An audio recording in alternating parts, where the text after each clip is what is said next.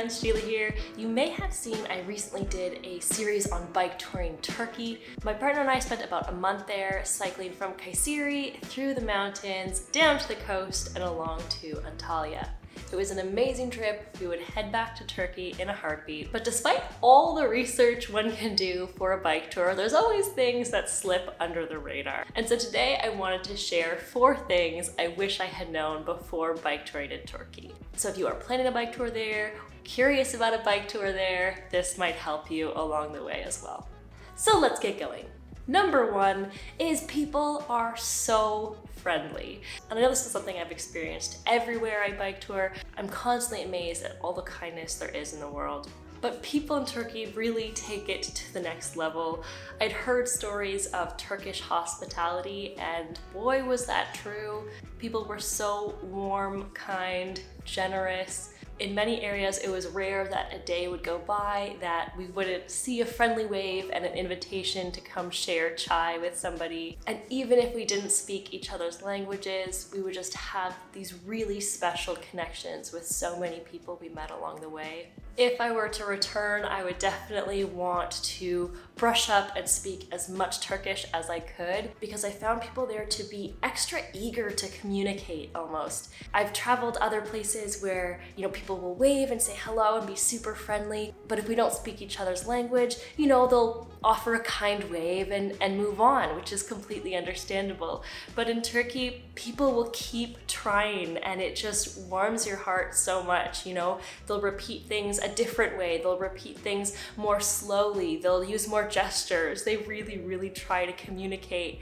And when we would use Google Translate, people would be so patient, just trying to get that communication across. Connecting with everyone there was a really, really special experience. Number 2, it's hot and also cold in the mountains. So of course, everywhere I bike tour, I research the weather, but there were aspects of it that caught me off guard a little. On our first day, we started in Kayseri. We were a little delayed. We got out on the road around noon, and that meant we were starting our ride in peak midday heat. We were in an environment that doesn't have a lot of trees, so very little shade cover, and I got some serious heat exhaustion.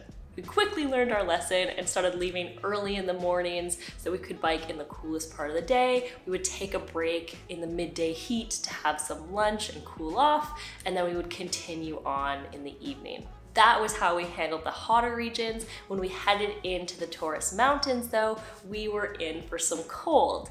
We had brought lots of gear expecting it to be colder at altitude, but it was colder than we expected.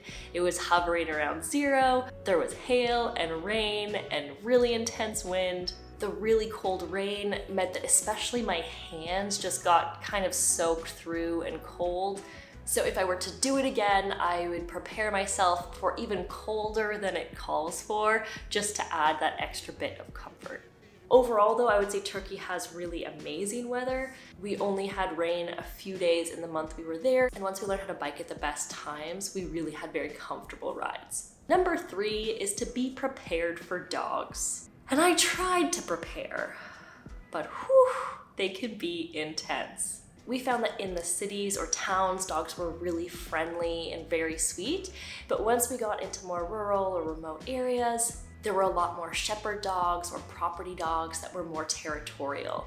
And often they would be the Kangal breed, so they're very large. They would often wear these spiky collars that are designed to protect them from bears if they get in a bear fight. So these are tough dogs. They would bark really loud, they would get really close, and that was pretty intimidating. What we end up doing, I can't say it's the right thing for everyone, but what we would do is as soon as we saw them barking and getting close, we would get off our bikes, put our bikes between us and the dogs, and slowly walk along until we got away from their property or their flock and they lost interest, and then we would continue on. I've also heard a lot of people either hold onto a rock or even bend down to pretend to pick up a rock, to pretend to throw it, and people have said that that's helpful. We never ended up having to use that strategy, but it was good to have all these kind of options in our back pockets in those scarier moments. Fortunately, we are still here, and I would say that that experience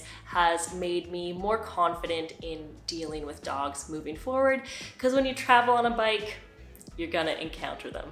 And lastly, number 4, there were more water resources than we expected.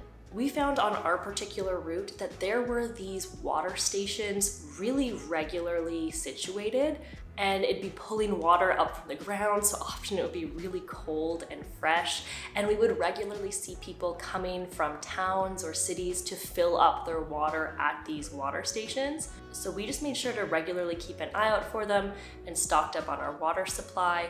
We didn't drink the tap water, but we found we were always able to find these stations to kind of top up our water. That being said, we did bring a water filter, and if I were to head back, I would still bring one again, just because it's hard to guarantee where those water stations are gonna be. We did find some of our apps would mention some of the water stations, but certainly not all of them, and also sometimes you can't guarantee that it's still gonna be up and running, even if somebody has listed it as being there. But we were really pleasantly surprised by how many we found. All right, those are 4 things that I wish I had known before bike touring in Turkey. I hope me sharing is helpful to you if you are planning your own bike tour there.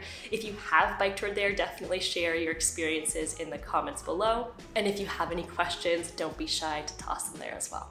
If you enjoyed this video, please like, subscribe, all that good stuff. Thanks for being here. Have a good one. Bye.